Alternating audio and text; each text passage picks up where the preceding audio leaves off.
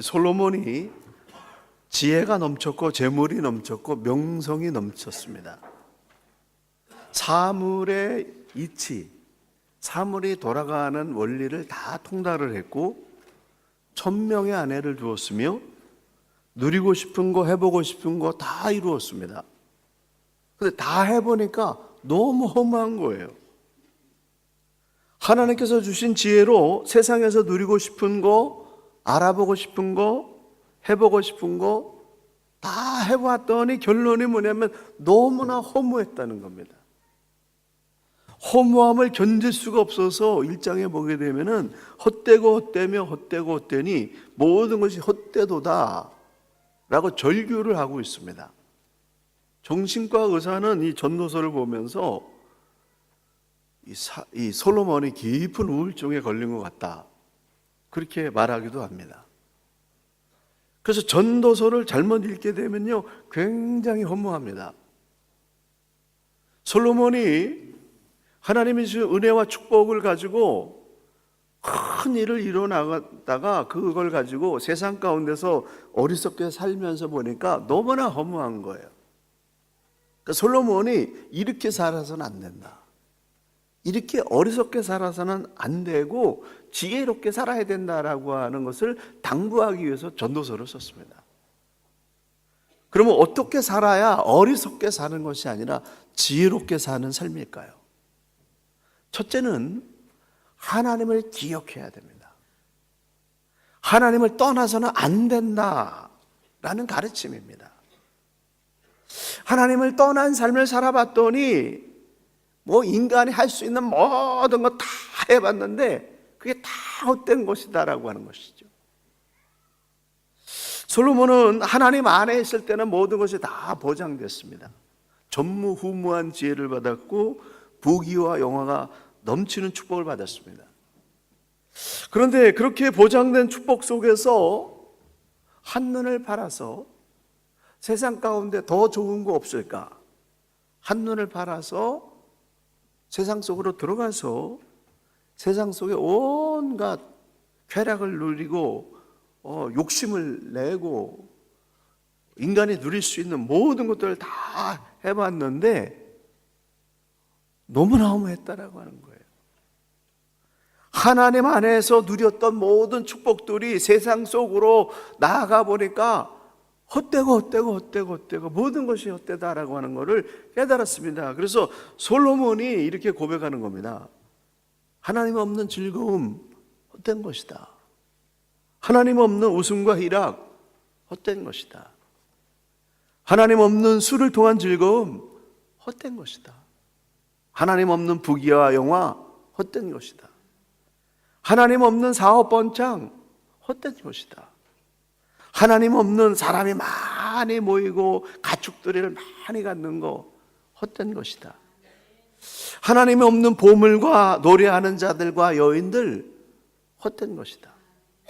하나님 없는 지혜와 지식과 재주 헛된 것이다. 자본이 얼마 안 남았습니다. 화면에 언제 나올지 모르겠네. 하나님 없는 수고와 노력 헛된 것이다. 하나님 없는 인생은 헛되며 모든 것이 헛거다.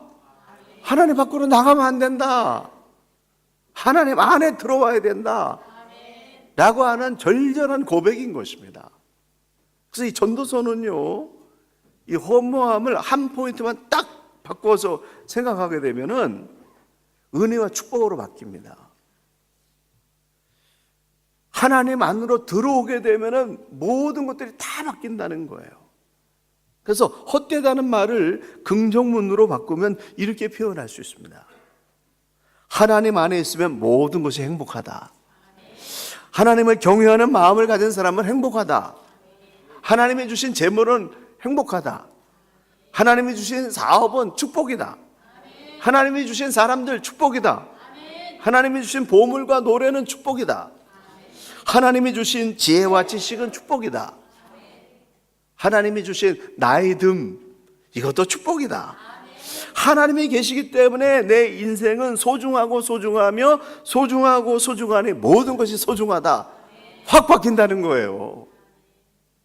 하나님 안에 있느냐 밖에 있느냐가 허무와 행복을 갈라놓는 것입니다. 솔로몬이 그거를 절실히 깨달은 거예요. 그래서 그렇게 우리에게 가르쳐주고 있습니다. 하나님을 기억해야 된다. 언제나 하나님을 기억하는 삶, 하나님 안에 들어있는 삶은 모든 것이 소중하고 행복하다라는 메시지입니다. 하나님 안에 있으면 버릴 것이 없습니다. 그래서 우리는 이 전도서를 보면서 솔로몬 같은 사람도 이렇게 허무했네? 허무함에 빠져서는 안 된다는 거예요. 나를 우울하게 하고 허무하게 하고 나를 좌절케 하는 세상의 그 어떤 소리에도 유혹에도 넘어가서는 안 됩니다. 하나님의 사람들은 허무함에 빠져서 사는 사람들이 아니라고 하는 겁니다. 하나님 없이 살아버린 모든 것이 헛되더라. 그러나 하나님 손에 붙잡히니까 다 회복되더라. 사랑하는 자녀들아, 하나님 손을 놓치지 마라. 하나님을 기억하라. 라고 그렇게 절규하면서 전도서를 쓴 겁니다. 그래서 참된 지혜는 하나님을 기억하는 거예요. 하나님을 존중하는 것입니다. 9장 1절에 나는 신중하게 모든 일을 살펴보고 의로운 사람이나 지혜로운 사람이나 그들이 하는 모든 일이 하나님 손에 달려 있다는 결론을 내렸다. 다 하나님이 결정하신다라고 하는 거, 하나님 손에 달려 있다라고 하는 거를 깨달았다는 거예요. 그걸 깨닫는 순간에 다 염려 근심이 사라졌습니다. 이번 주 성령대망회 때 우리 힐링 음악을 전공했던 우리 김수영 간사가 찬양을 쫙 인도하는데요. 은혜 속으로 들어갔습니다. 이번 달에 못 나오신 분들은 다음 달 성령대망회 기대해 보시기 바랍니다. 간접 선전을 하는 것 같은데, 아무튼 근데 저는 아주 굉장히 깊이 은혜 속에 들어가면서 거기서 하나님 안에 깊이 들어가니까요, 모든 염려 근심이 싹 사라지고, 이야, 하나님이 계신데 뭐가 문제냐, 하나님 결정하시는 대로 그것이 뭐가 됐든 무조건 순종하면 따르면 되지. 그래서 거기서 참된 평안을 얻어가지고 설교도 잘 된 것 같아요, 제가 생각하기. 그래서 그날 아주 굉장히 함께 깊은 기도를 나눌 수 있었습니다. 하나님의 결정을 우리는 믿어야 됩니다. 야, 이거 어떻게 될까? 염려하지 마세요. 최선을 다하고 결과는 하나님께 맡기면 됩니다. 그 어떤 결과가 나오든지 아멘 하면서 받아들이게 되면 거기에 선한 역사가 일어나는 것입니다.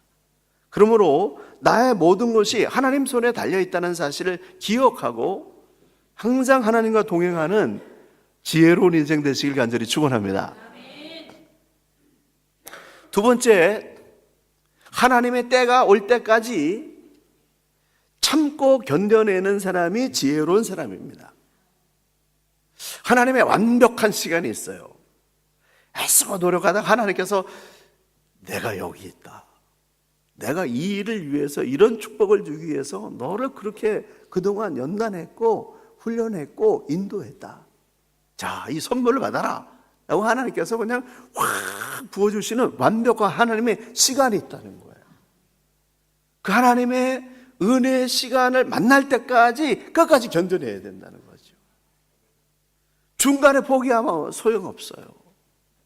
기도하고 선한 뜻을 세웠으면은 그 선한 뜻의 결말에 날 때까지 믿음으로 견뎌내고 끝까지 가야 된다는 것입니다. 내가 하고 싶은 일을 하는 사람은 어리석은 사람이에요. 하나님의 사람들은 내가 하고 싶은 일을 하는 것이 아니라 하나님께서 원하시는 일을 하는 사람이 지혜로운 사람인 것입니다. 그래서 우리는 하나님의 시간을 기다려야 돼요. 시간을 기다릴 줄 아는 사람이 인생의 지혜자입니다. 전도서 3장에 보게 되면은 14가지 때가 나와 있습니다. 날 때가 있고 죽을 때가 있습니다. 참을 때가 있고 거둘 때가 있습니다. 죽일 때가 있고 치료할 때가 있습니다. 허물 때가 있고 다시 세울 때가 있습니다. 울 때가 있고 웃을 때가 있습니다. 슬퍼할 때가 있고 춤출 때가 있습니다. 돌을 던져 버릴 때가 있고 돌을 거둘 때가 있습니다. 안을 때가 있고 안는 것을 멀리 할 때가 있습니다. 구할 때가 있고 없앨 때가 있습니다. 간직해야 될 때가 있고 내어 버릴 때가 있습니다. 찢을 때가 있고 꿰맬 때가 있습니다. 침묵할 때가 있고 말할 때가 있습니다. 사랑해야 할 때가 있고 미워해야 될 때가 있습니다. 전쟁해야 될 때가 있고 평화롭게 살아야 될 때가 있어요. 하나님이 딱 맞는 때를 주신다는 거예요. 그래서 그 하나님의 때를 분별하는 것이 지혜라는 겁니다. 하나님이 정하신 시간이 있는데 그 하나님이 정하신 시간은 어떤 시간이냐면은 하나님께서 옳다고 생각하는 시간입니다. 하나님께서 이 사람에게 이것이 이 시간이 바로 최고의 시간이다 라고 하나님이 결정하시는 하나님의 판단의 시간이 있는데 그것이 하나님의 시간인 거예요.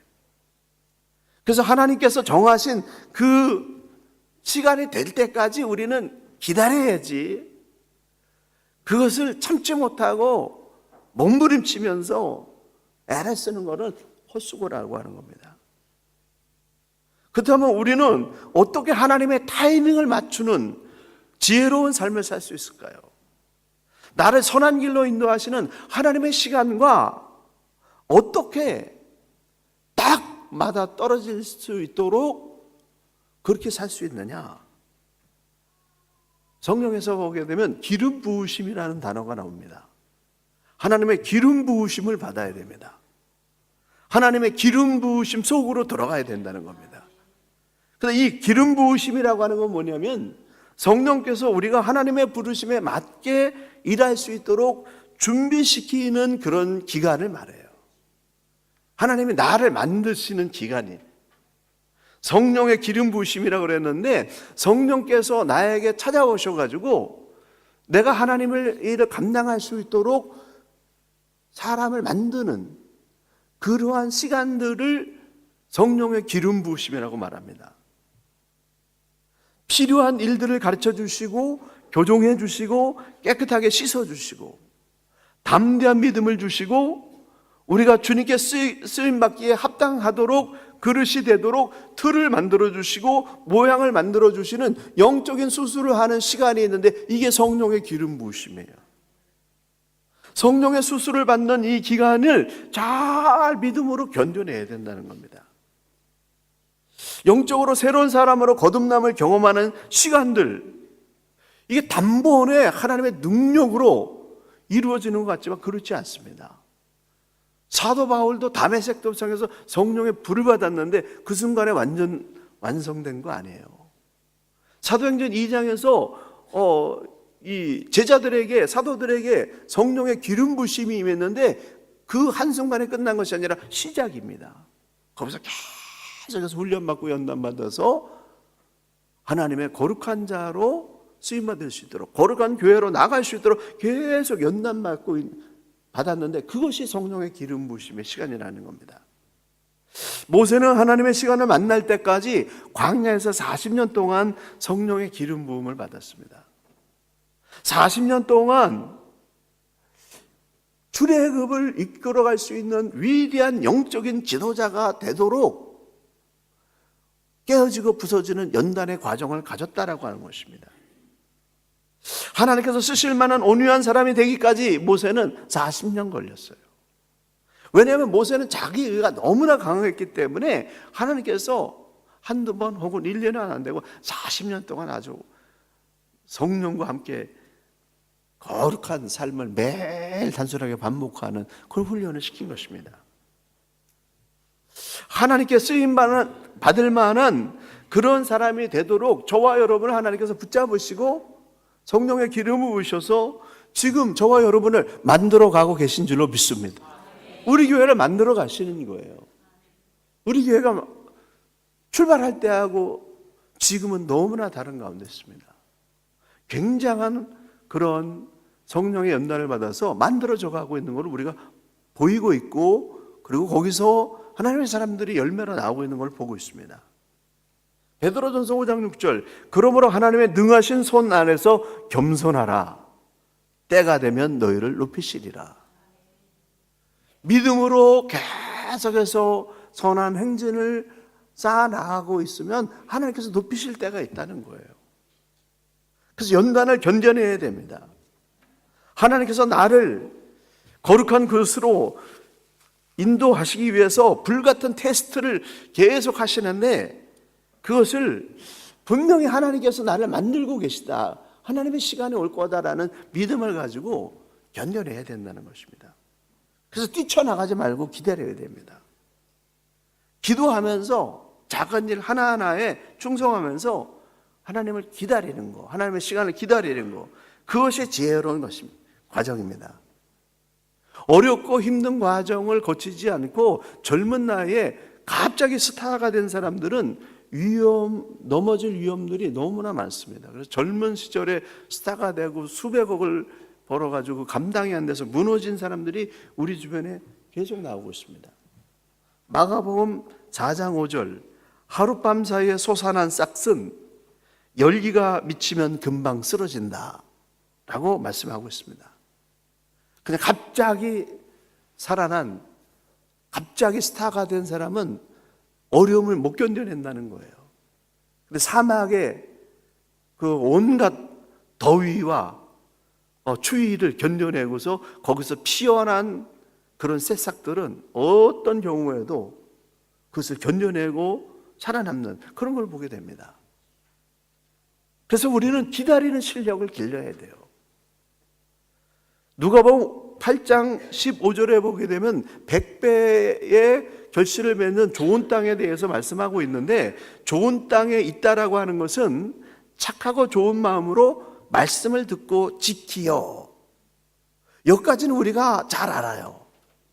말씀을 듣고 지켜내는 거, 말씀을 듣고 실천해내는 거, 그 다음이 있어요. 인내로 결실하느니라. 뭐로 결실한다고요? 인내가 있어야 된다는 거예요. 열매까지 가려면 참고 견뎌내는 인내력이 있어야 된다고 하는 겁니다. 말씀을 듣고 인내로 견뎌내는 사람들이 100배의 축복을 받습니다. 그러므로 하나님의 축복하심의 그 시간이 내 인생 가운데 들어올 때까지 기도하고 참고 견뎌내며 이겨내는 완벽한 하나님의 시간에 하나님께서 주시는 축복의 결실을 수확하는 지혜로운 인생 되시길 간절히 축원합니다. 마지막으로는 주어진 시간을 기쁘게 살아가는 법을 터득해야 됩니다. 하나님께서 허락해 주신 게 있고 허락하시지 않는 게 있어요. 태어나는 시간과 죽는 시간은 하나님의 절대 주권입니다. 이건 내가 결정할 수 있는 게 아니에요. 그런데 태어난 시간과 죽는 시간 사이에 있는 이 시간은 하나님께서 나에게 선물로 허락해 주신 시간이에요. 우리는 그 시간을 선하게 잘 활용하고, 그리고 그 시간들을 감사하면서 누리고 즐길 줄 아는 삶의 여유를 배워야 됩니다. 인생의 끝이 있음을 기억하고 주어진 시간 안에 선하게 바르게 하나님 기뻐하시는 그런 일들을 찾아서 일하면서 그 삶을 즐길 줄 아는, 기쁨으로 살아가는 그런 법을 터득해야 됩니다. 여러분에게 주어진 생업과 여러 가지 많은 역할이 있는데 그 삶을 지금 얼마나 즐겁게 살고 있습니까? 이 전도서의 결론은, 전도서 결론 12장 14절이 마지막 결론인데요. 하나님은 모든 행위와 모든 은밀한 일을 선악간에 심판하느니라, 이렇게 말씀하고 있습니다. 하나님께서 우리에게 시간을 선물로 주셨는데 그 시간을 얼마나 선하게 사용했느냐, 최후의 순간에 거기에 대한 결말을 내리신다라고 하는 겁니다. 그래서 우리가 마지막 나의 인생이 끝나는 시간에 하나님의 결산이 있다라는 사실을 기억하면서 우리의 삶을 가치 있게 의미 있게 선하게 살아가야 되는데, 그런 것과 함께 매일 주어진 시간들을 기쁨으로 살아가는, 그런 삶을 살기를 주님이 원하십니다. 여러분 자녀들이 공부하고 있고 또 직장 생활하고 있고 그러는데 그 직장 생활 가운데서 공부하는 가운데서 참 스트레스에만 눌려서 맨날 어렵게 사는 거 원하십니까? 그런 게 다 있음에도 불구하고 그 가운데서 기쁨으로 사는 것을 보기를 원하십니까? 하나님은 우리에게 주신 시간의 이 테두리 안에서 우리에게 주신 사명을 완수하는 그런 안에서 우리가 기쁘게 살기를 원하신다라고 하는 것입니다. 그렇다면 우리가 어떻게 해야 아직 남아있는 시간에 선하게 바르게 그리고 기쁨으로 살아갈 수 있을까? 라고 하는 것을 오늘 결론으로 말씀드리고 설교를 가름하려고 합니다. 전도서에는 기억하라는 단어가 반복해서 사용되고 있습니다. 모두가 다 하나님의 손에 있음을 기억하라. 모든 인생이 죄인임을 기억하라. 하나님의 심판이 있다는 사실을 기억하라. 시간이 흘러 노인이 된다는 것을 기억하라. 청년의 때에 창조주 하나님을 기억해라. 기도를 깊이 하고 하나님을 기억하는 그런 삶이 이루어지게 되면은 거기서 만나게 되는 신앙 고백이 있습니다. 그것은 뭐냐면 모든 것들이 다 하나님의 선물이구나 라는 사실을 깨닫는다는 거예요. 주어진 시간들이 선물이고 사람들과의 만남이 선물이고 또 생업과 직분이 선물이고 무엇인가를 할 수 있는 것 자체만으로도 선물이다. 하나님 선물 주신 거예요. 선물을 즐길 줄 알아야 된다는 겁니다. 하나님의 완벽한 타이밍에 도달하기 전까지 주어진 과정과 시간이 있는데 그걸 즐기는 법을 터득해야 돼요. 기회는 시간 안에 담겨 있습니다. 그렇기 때문에 초조하게 어떤 결과만을 기다리지 말고 결과가 이루어질 때까지 그 진행되는 과정을 즐길 줄 알아야 된다는 겁니다. 피해갈 수 없다고 하면 그 상황을 즐길 줄 알아야 돼요. 제가 며칠 전에 감기에 걸렸습니다. 제 아내가 목감기, 아주 감기에 걸려가지고 몇 날 며칠을 헤매는데 참 아유 고생한다고 애쓴다고 이렇게 얘기했지만은 속으로는 아유 어떻게 하면 내가 저 감기 얼마 오면 안 되는데 그래서 그 감기의 고통을 몰랐어요. 우리 아내가 요새 감기 아주 굉장히 심하다고 그러더라고 사람들이. 그래도 속으로 그래 난 요새 건강해가지고 괜찮아. 아주 나쁜 놈이죠. 위선자지. 여보 힘들지 이러면서. 근데 저한테 딱 들어온 거예요. 이 감기가 이 목에 통증하고 그리고 어제 저녁이 진짜 하이라이트였는데 얼마나 삭신이 쑤시는지 자다가 계속 깨면서 이 감기의 위력을 오랜만에 느꼈는데 그 통증을 느끼면서 야 우리 아내가 이렇게 아팠겠구나 라는 그런 심정을 이해하기는 했습니다. 그러니까요 요번에 감기 경험해 보신 분들 알겠지만 정신이 없어요 막. 그런데 이런 고통 가운데 이 감기가 이렇게 있다고 감기가 난 다음에 뭘 해야지 라고 모든 걸 다 밀어놓는다고 한다면 어리석은 일이라고 하는 거예요. 아무리 삭신이 쑤시고 두통이 있고 그런다 할지라도 웃을 수 있는 거예요. 이따가 제 손을 잡지 마세요 여러분. 감기 없습니다. 손은 못 잡지만 웃어줄 수는 있는 거죠. 사랑한다고 말해줄 수 있는 거죠. 그리고 또 장점이 있어요. 감기가 와가지고 멍멍하니까 세상 근심 다 사라지고 주여 주님만 바라보는 그런 장점도 있더라는 거예요. 그래서 감기 때문에 이거 끝난 다음에 뭐 해야지 이거 아니라 그 자체를 과정을 감사하면서 기쁘게 얼마든지 살 수 있다라고 하는 사실입니다. 요셉은 하나님께서 주신 거룩한 꿈을 꾸었는데 고난이 찾아왔습니다. 노예로 팔려갔습니다. 자신에게 닥쳐온 모든 그런 그 어려운 것들을 그냥 이게 끝난 다음에, 이 문제가 해결된 다음에 하나님의 거룩한 일을 해야지가 아니라 그 극심한 고통 가운데서, 노예 생활 가운데서, 감옥 생활 있는 가운데서 하나님을 위해서 거룩한 일을 계속 했다라고 하는 거예요. 기회를 살려냈다라고 하는 겁니다. 기회를 살린다라고 하는 것은 환경이 좋아지고 문제가 해결돼서 기회를 살려내는 게 아니라 극심한 상황, 아주 너무 억울한 상황, 노예로 팔리고 감옥에 갇혀있는 그 상황 가운데서 그는 하나님과 동행하면서 계속해서 선한 일을 해나갔다라는 사실이죠. 인생의 가장 어렵고 힘든 어둠 속에서도 하나님과 함께 즐겁게 사는 법을 터득해야 됩니다. 아무것도 할 수 없어서 모든 것을 다 내려놓고 침묵해야 되는 요셉의 마지막 파이널 테스트가 있었어요.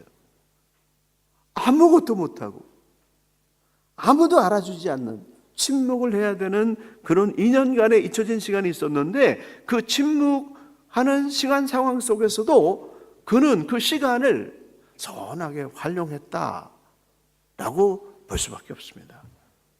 안셀름 그리는 침묵은 또 다른 근원을 발견하기 위한 손을 놓는 기술이다.